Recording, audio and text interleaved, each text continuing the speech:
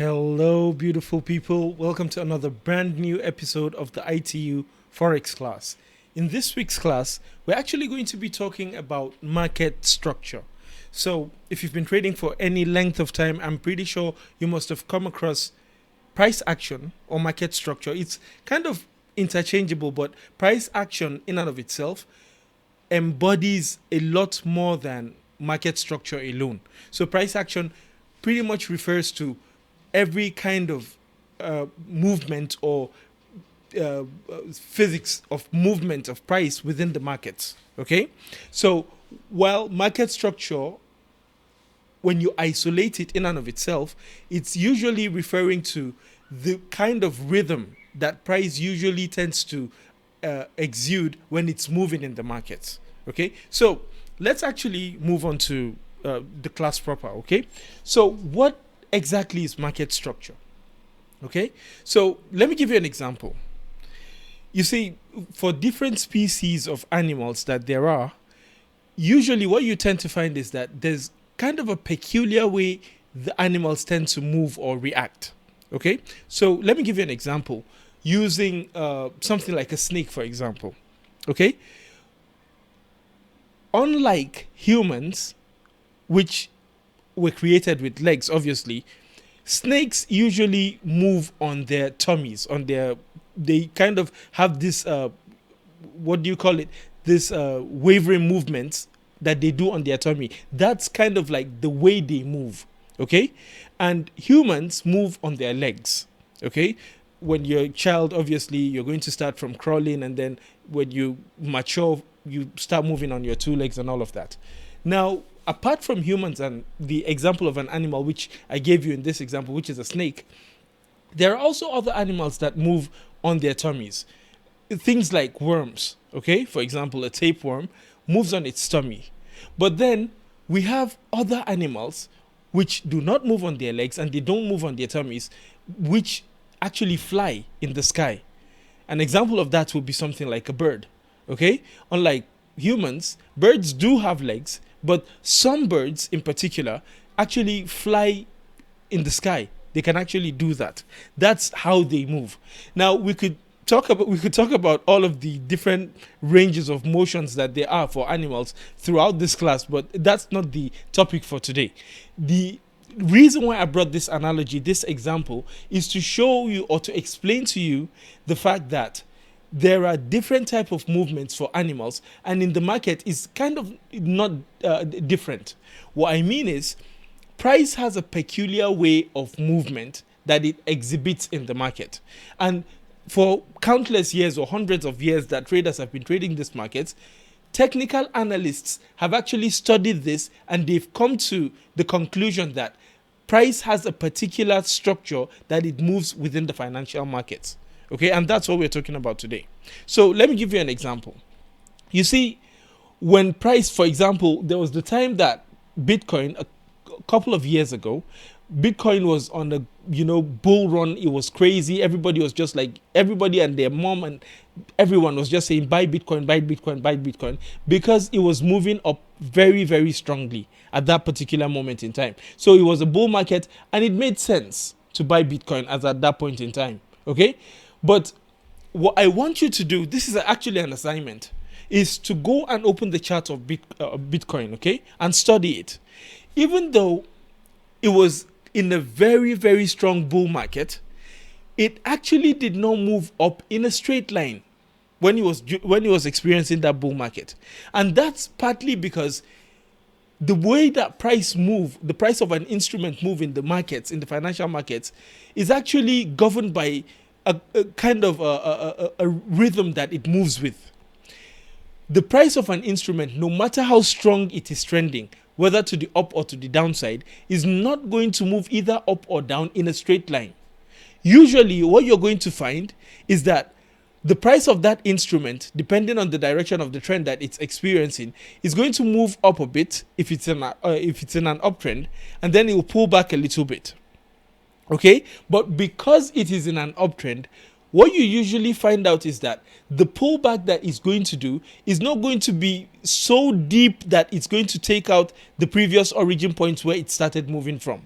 So what it's usually going to do is that it's going to move up strongly, and then it will pull back just a bit, and then it will move up higher, stronger than it did the previous time, breaking above the resistance where it couldn't break a couple of moments ago, and then it's going to make another pullback. But then this pullback, because the market, if the market is actually in a healthy uptrending market, then that pullback should have no reason whatsoever to come all the way down to this higher low. Okay, so it's usually going to be a pullback that is going to be somewhere within between these areas, but it should not come anywhere close to this, because if it does that, then this is a warning signal that the trend is actually not as strong as anticipated, or there is likely going to be a reversal just around along the corner. Okay, now when the market is in a healthy uptrend, this is the motion that is usually going to, the rhythm of the motion that is usually going to exhibit, okay, on the price chart. So it's usually going to be forming higher highs and higher lows. I say higher highs because this high compared to this high is actually higher, and this low, this pullback that is, compared to this previous pullback, it's actually higher. So this is a higher high because it's higher than the previous high, and this is a higher low because it's higher than the previous low.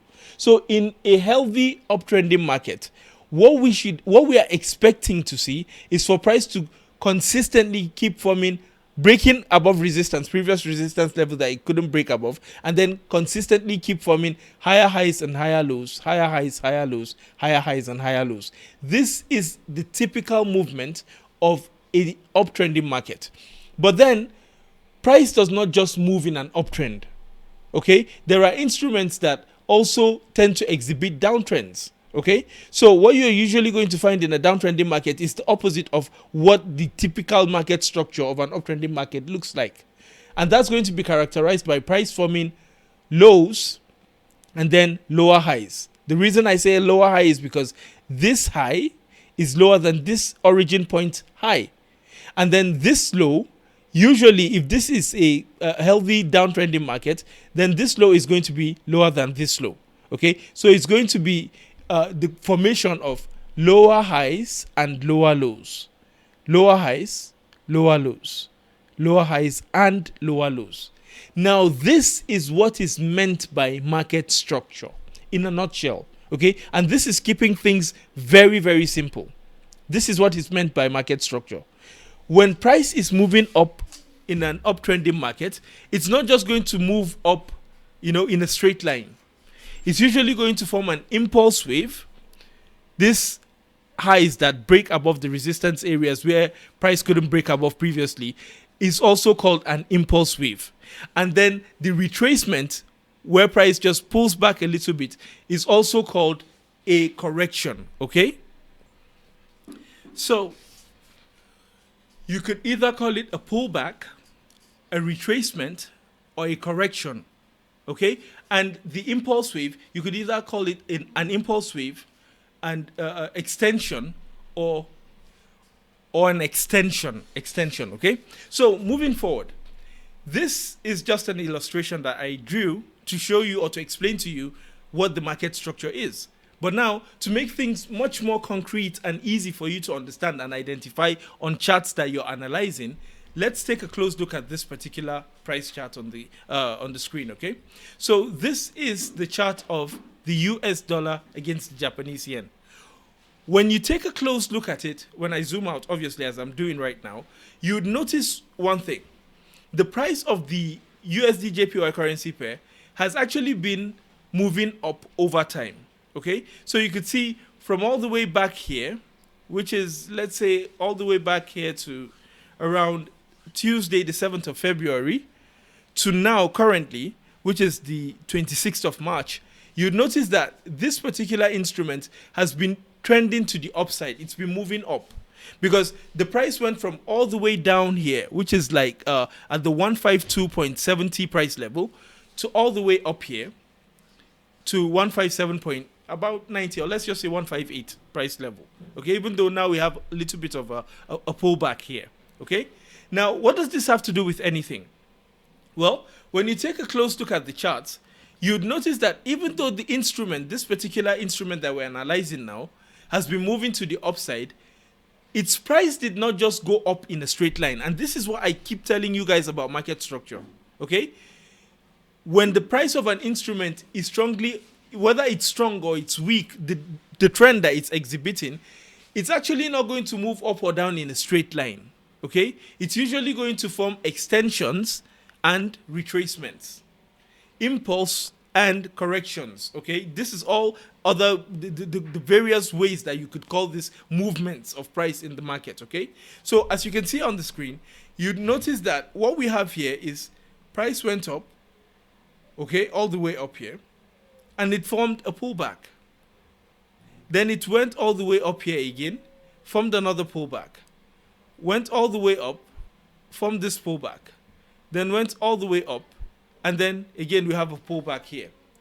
So this, when you take a close look at the charts, you'd notice that this instrument has been forming what I told you earlier on, which is the formation of higher highs and higher lows. Okay, this is a higher high because this high is higher than this previous high, and this is a higher low because this low relative to this one is actually higher.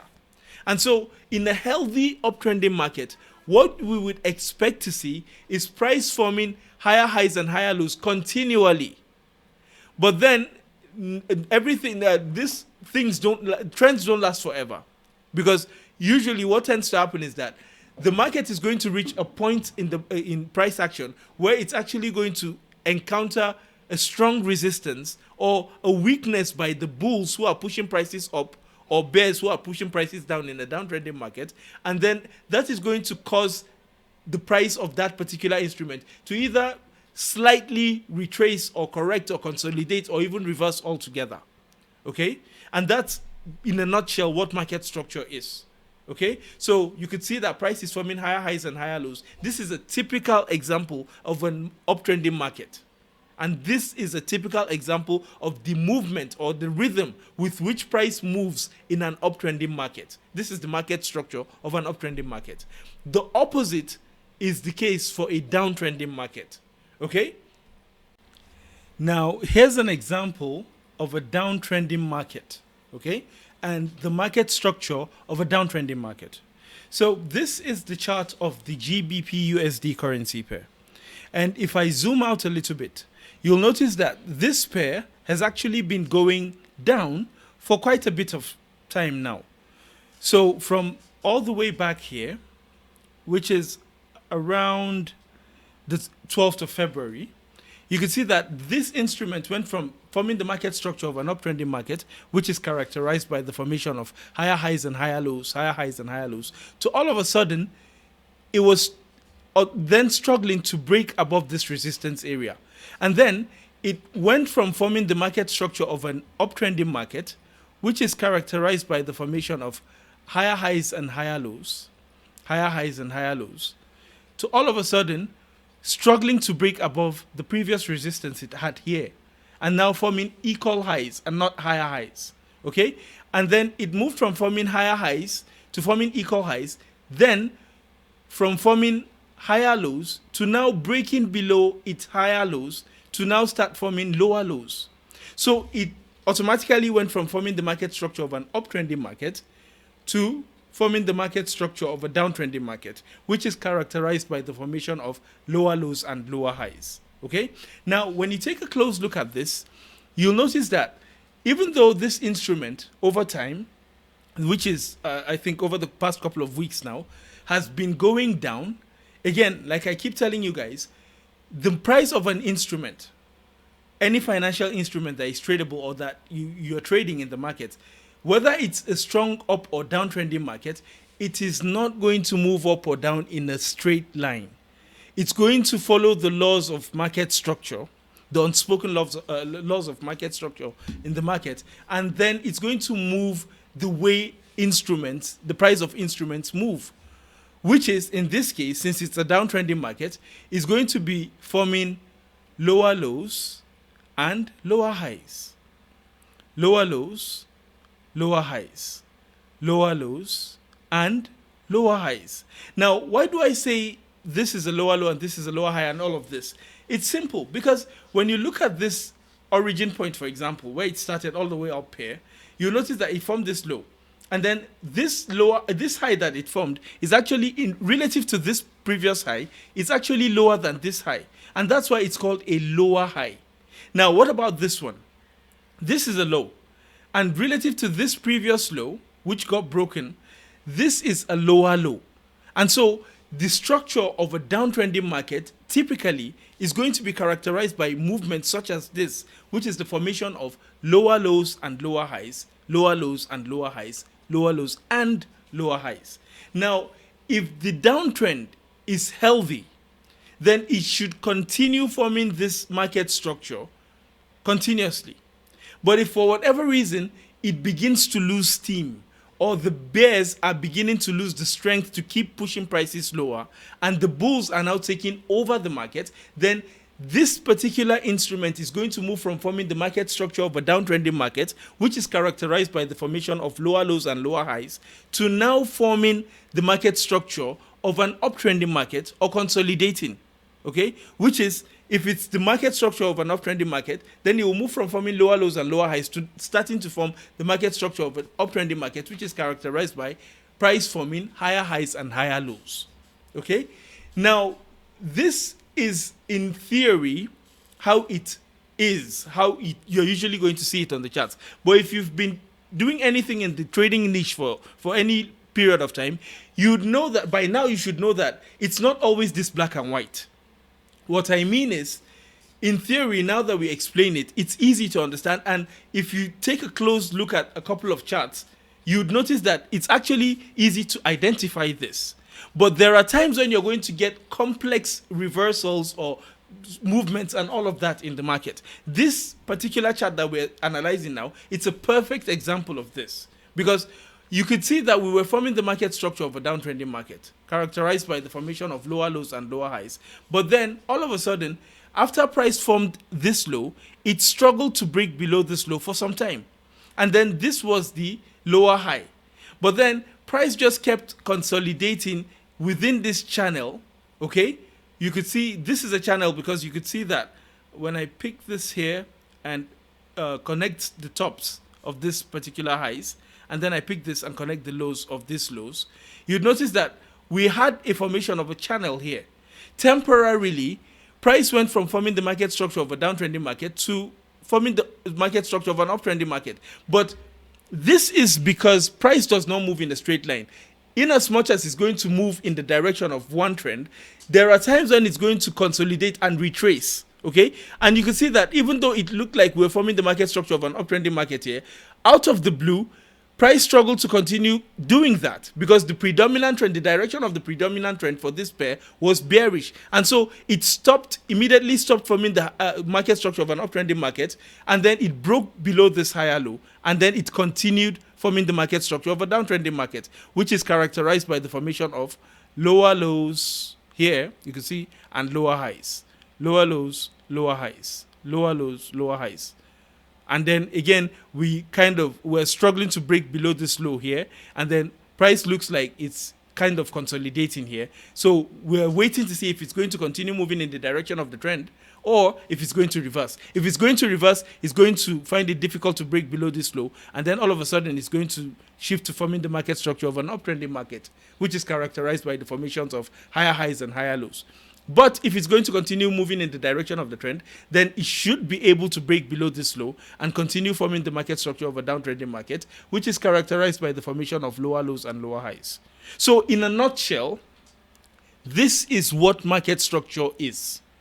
Market structure is just kind of like a term that traders coined to refer to the rhythm or the nature with which price moves in the financial markets. No matter how strong a trend is of any tradable instrument, it is not going to move up or down in a straight line. It's usually going to move a little in one direction, and then it will retrace its steps a little to rest. And then it will move further, and then it will retrace its steps a little to rest. And then it will keep doing this as long as the trend is healthy. But then, trends do not last forever. So even though it's going to keep moving, advancing and retracing and advancing and retracing, there's going to come a point in time where it's going to find it difficult to keep advancing. And that's usually when reversals or consolidations or things like that are usually going to manifest. And then price is going to switch from forming the market structure of an uptrending market or a downtrending market to doing the opposite of that. Okay? So that's pretty much what we refer to as a market structure. Okay, now how do you trade this particular phenomenon? Okay, because it's one thing to understand market structure, and it's a entirely different thing to properly take advantage of this.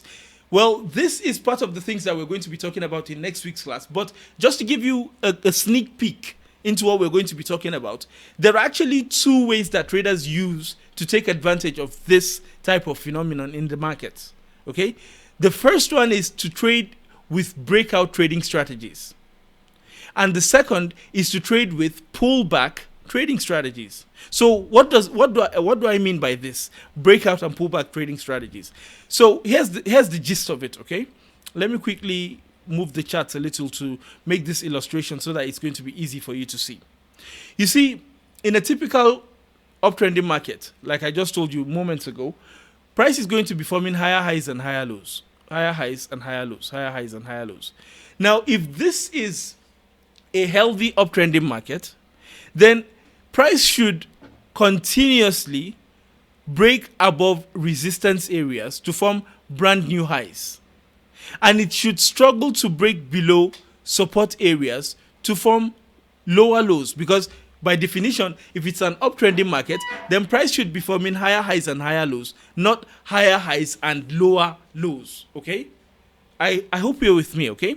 So in this case, the way some traders use to take advantage of this is they're usually going to take trades when price breaks above resistance areas. So let me show you an example using this particular illustration that I drew. Okay? Using the breakout trading methodology, this particular resistance that price formed here before it pulled back, the idea would be that if the trend is really a strong uptrend, then at some point in time, price should be able to come to this resistance area and break above it and keep moving to form a brand new high. So what traders do, some traders in this situation, is they will wait for price to finish its pullback and its correction and whatever it's going to do here, and then they will place a buy stop pending order, for example, waiting for price to break above this resistance. And when it does this, eventually they're going to get into the market with a long trading position, and then risk management will do the rest. Now, this is for the breakout trading method. Okay, for the pullback trading method, instead of you waiting for price to break above this resistance and then taking a trade, what pullback traders usually tend to do is that they'll wait for price to hit a resistance area, and then when it's clear that it's finding it difficult to break above that resistance area and continue moving in the direction of the trend, then they'll wait for price to start forming the pullback. And then when they see spikes or rejection candlesticks or anything like that, showing them that the pullback is likely ending, then they'll take a trade in the direction of the trend, hoping that that's the end of the pullback. And then they'll be looking to catch that move, hold it up until price breaks above the previous resistance, and then keeps moving in their favor. So a pullback trading methodology would look something like this. And then, the exit might be your fixed risk to reward ratios and all of that. So this is the two methods that traders use to take advantage of trading using market structure. You could either be a breakout trader for waiting for price to show you clearly that it's going to break and continue moving in the direction of the trend, or you could wait for a pullback and then you take advantage of the trend using that pullback trading method. Okay, so this pretty much brings us to the end of this week's edition of the ITU Forex class, and I sincerely hope you've gotten a ton of value from it. But as I keep telling you guys, these are things that you don't just come to this class to learn, because if you just hear me tell you all about them and you don't practice them or try to implement them, it's just going to be a waste of your time and my time. And so please take time out of your schedule and all of that, dedicate some time and commit to this. so that you can implement what you've learned in this class. Back test it, forward test it, trade it live, and then, after you've proven that it's profitable, you could trade it live, okay? And then put money behind it. But don't just rush to put money behind it without testing it and really proving to yourself that it actually works, okay? And so before we round up the class, I would like to use this opportunity to invite you guys to test out our ITU suite of bots, which are these expert advisors that are designed to take advantage of the markets and trade on your behalf. Look for low risk, high probability trading opportunities, and then take those trades with proper risk management if you follow our risk recommendations, so that they will get you earning while you're learning how to trade. So you could diversify your portfolio, with some of it being dedicated to manual trading and some being dedicated to automated trading, and you could start taking advantage of the financial markets. So if you're interested, please reach out to us on any of our social handles, or leave a comment in the question, or leave a question in the comment section, and we'll be more than happy to assist you set everything up step by step. And with that said, thank you very much, guys, and I look forward to seeing you guys in next week's edition of the class. Have a wonderful rest of your week, and God bless you all, okay? Cheers.